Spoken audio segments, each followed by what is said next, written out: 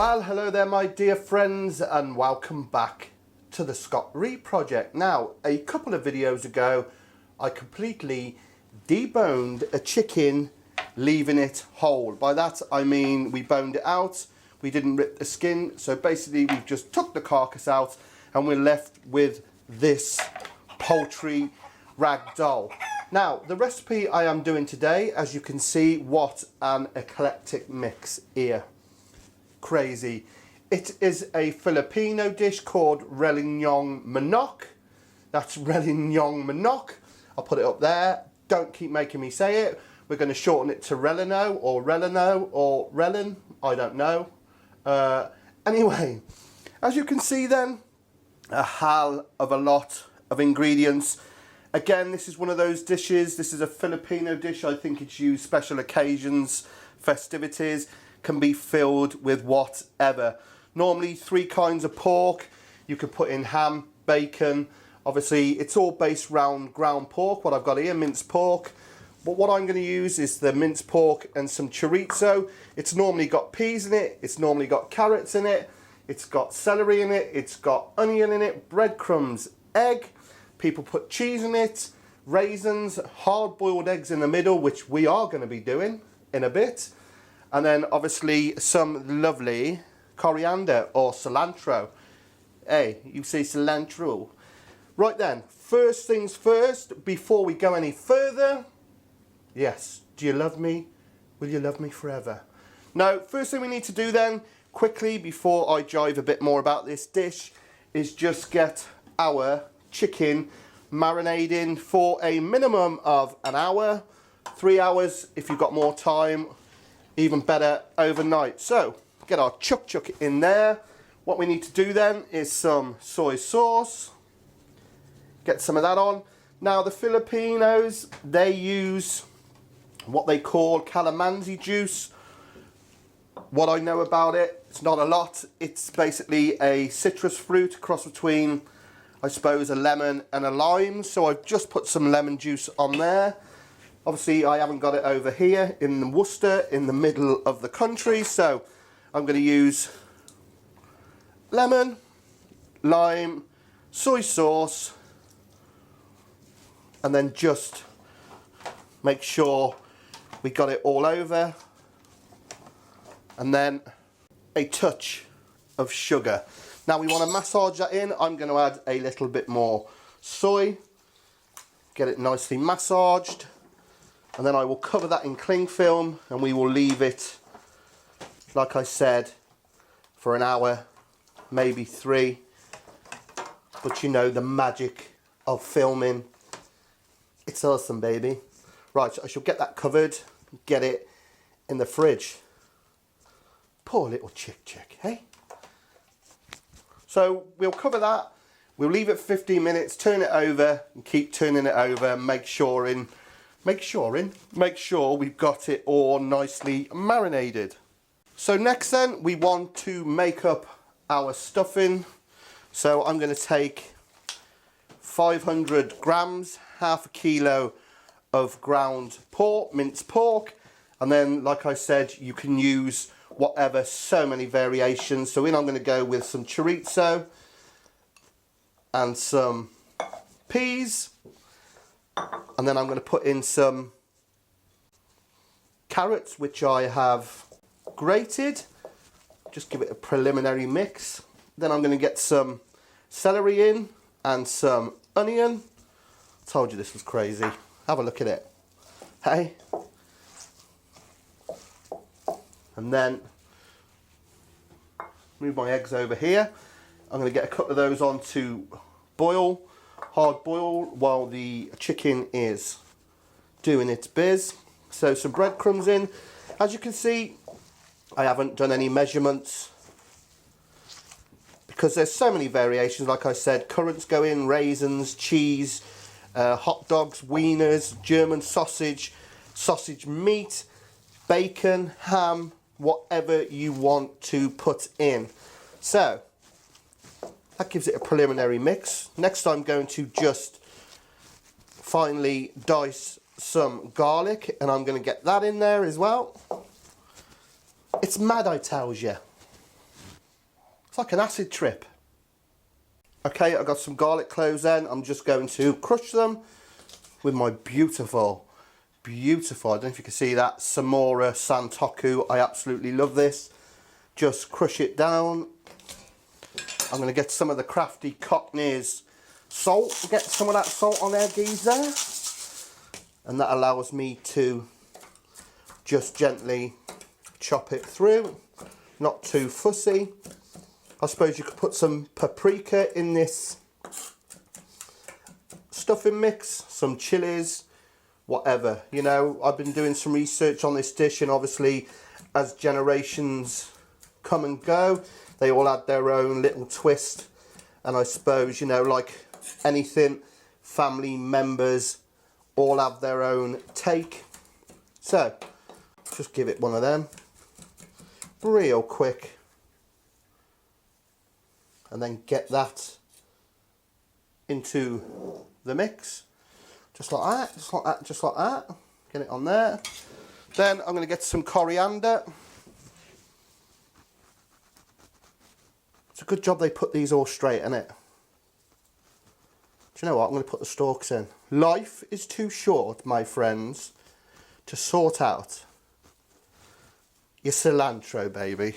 Right, so just quickly, roughly through that. And it's times like this when I almost look like I know what I'm doing. Beautiful, beautiful smell. I absolutely adore coriander. Still one of those herbs that divides opinion, but the smell coming up from that at the moment is absolutely awesome. So we're going to get that into our stuffing mix. Like I said, go online, do a bit of research, have a look around. I'm going to add a bit more lemon juice, and I'm just going to add a little bit of oil. Look at that, turned all poncy. I've got a container for me oil, and then get some pepper in. Get some pepper on there. A bit of the crafty Cockney. I'm going and then just get your hands in, you know, and make sure it's nice and mixed. Looks absolutely bonkers, hey? Absolutely bonkers. But when this is cooked and you cut through it, especially when we've got our hard-boiled eggs in there, I mean, as if this wasn't enough, it's going to look awesome. Right then, I'm going to go away and hard-boil some Egberts, and we will be back after this short interval. Rock on.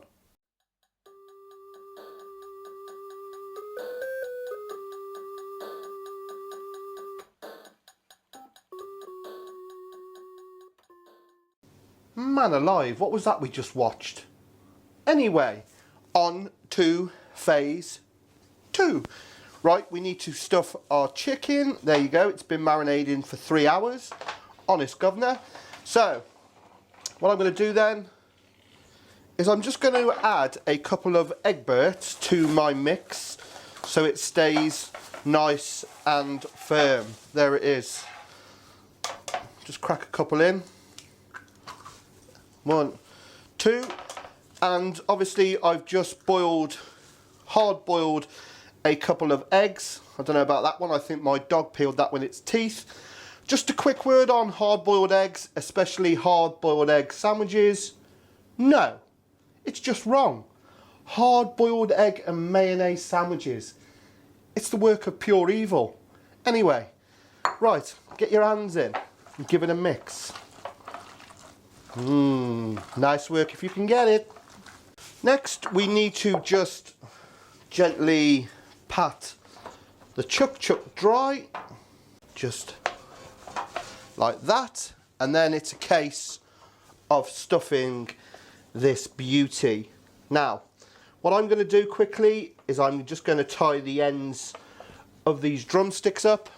Okay, just like that. I've left them a bit long because we will try and make this into some beautiful shape. So all I'm doing is finding the shape of where we took the drumstick out and basically refilling it with this mixture. So there's one, feeling your way, feel your way, and that is safe to say is nice and full. Now we want to flip it over, and all I'm going to do is sew up the back. Have a look at that, look, eh? My granny was a seamstress. So next we are going to get some of our mix into the chuck, making sure we get a lovely fill. So just trying to recreate what we took out. Beautiful. Hey, look at that. Then one egg. I'm going to just put it in the middle, and then egg number 2 in there, and then another handful of the mix. It's just absolutely nuts, isn't it? And see how much room we got left. I think I can get another bit in. Then it's a case of sewing this beautiful thing up. Now, if you don't want to bother sewing it up, by all means use toothpicks or wooden skewers. So let me just get the shape I want. I think that is it. And then if I put a stitch down the front, down there, I think that should do it. Just manipulating it in now, making sure we've got it lovely and full. Just being careful there when I put stitches in, and I should just quickly sew that up. Not the prettiest looking thing, don't get me wrong. All I'm going to do is I'm just going to tie a knot with those bits I left there, just to give it a bit of shape. I must turn it round and then put a knot in that, and then we can just manipulate it only a little bit. We don't want to wreck this. Ain't she pretty? Look at that. I'm quite happy with that. So what I'm going to do is only very gently, that holding knot, one knot, just take it up, just so it pinches, and then tie it off. And then just one around those wings, again the one knot, and then just push it up. Now in the comments I will put the link for that knot. Also in the comments I will put the link for the video on how to debone a chicken without ripping into the skin. All we need to do now is cook the little beauty. How cool is that? So there she is, the little beauty. Just put some oil on it out of my pretentious oil bottle. Do we want to talk about this, my friends? Is this keeping it real? Is this SRP styly? Answers on a postcard. Anyway, we're just going to brush that liberally, get a nice coating. I might put a bit of salt and pepper on there. I have got my oven preheated to gas mark 5. Check up there for the conversions. Now what I'm going to do, I'm just going to lightly tent this with foil and get the cooking process started. I reckon it's going to be about 1.5 to 2 hours. What I will do is I will put it in gas mark 5, and then the last 25 minutes turn it up a bit, and then again with some more oil or some butter I will baste it and then get a nice crispy skin. So to start with then, gas mark 5 in the oven for an hour. Look at that. Okay then my friends, now the moment of truth. Obviously you're never quite going to know how they're going to turn out, but have a look at that.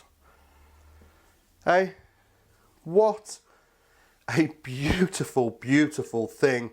And obviously, small knife here, look, small knife. We need to cut into it. Now in the end, I cooked this for 3 hours, purely because I wanted to get a decent, safe internal temperature. So just keep an eye on it if you make this at home. But obviously, this is the good part now. We're gonna carve into it. I've had this resting for 20 minutes. I'm hoping it's enough. The smells coming off this are just unbelievable. Unbelievable.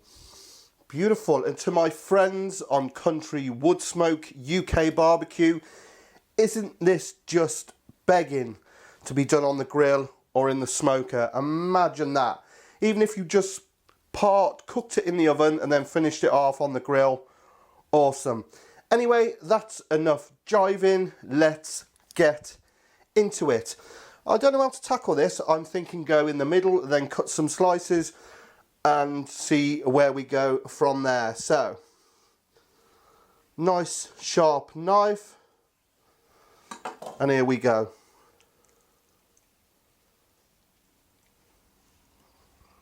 Have a look at that. Well, that is absolutely awesome, isn't it? I've got to get a bit with the egg yolk, hopefully. Come on, Scotty boy. I still missed it. Oh man alive, look at it. Hey, just look at that. Hey? Oh man.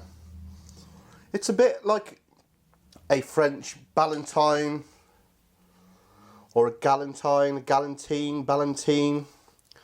Oh, my yolk's come out. What a shame, but check out that slice. Check out that slice there. How awesome. Isn't that truly, truly wonderful? I've got to get a bit of this in me. So I'm going to cut a bit. Oh, look. I'm going to try that stuffing. Now I know what that needs. Talk about fusion. Needs no introduction, does it? That is absolutely awesome. So, sriracha, bit of Rellenong Manok. Oh man. Scotty's favourite bit. Always got to be a wing for me.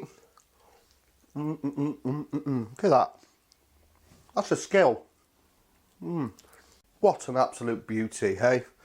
An absolute beauty. And that's what the Filipinos would call a magaling, which means a good job. Want a bit? You know you like this bit. Go on. Bit of sauce for you.